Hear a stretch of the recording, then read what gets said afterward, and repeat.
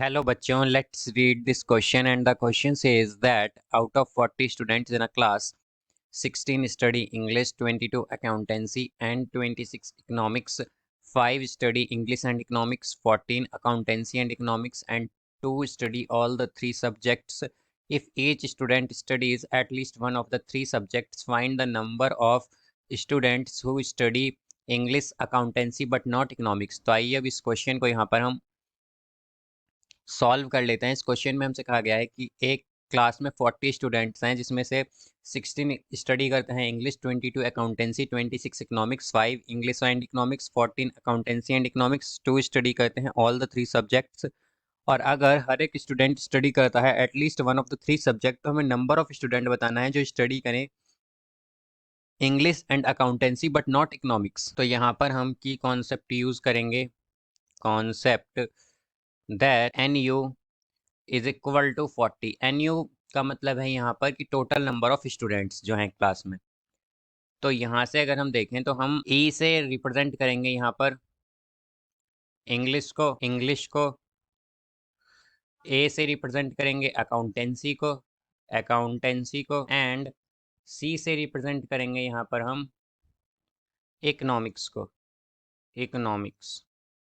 तो यहाँ से अब अगर हम देखें तो हमारे पास क्या होगा, हमें गिवन है कि जो स्टूडेंट इंग्लिश स्टडी करते हैं वो है 16, यानी कि एन ई हमारे पास 16 हो जाएगा।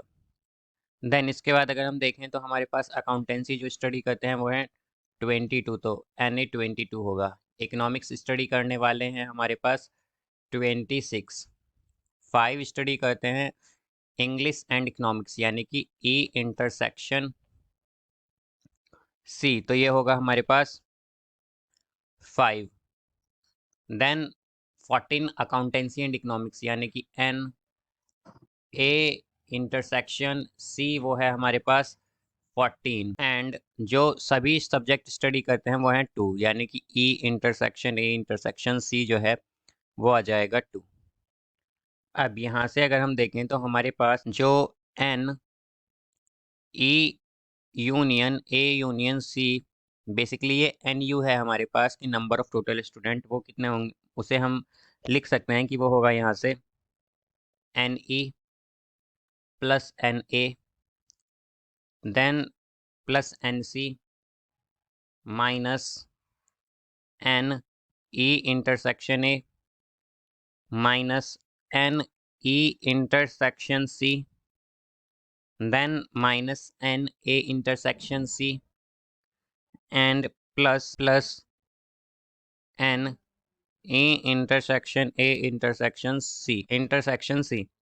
तो यहाँ से अगर हम देखें तो हमारे पास एन ई इंटरसेक्शन ए जो है वो होगा n E plus n A plus n C then minus N E intersection C minus n A intersection C plus n E intersection C minus N E union C.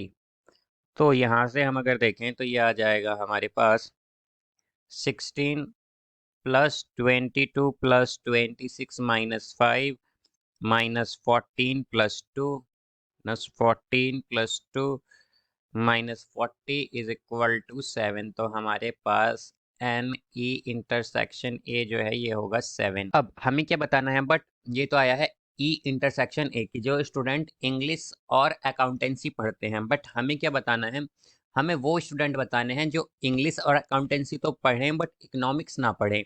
तो हम क्या कहेंगे कि जो स्टूडेंट हैं, student studies English and accountancy but not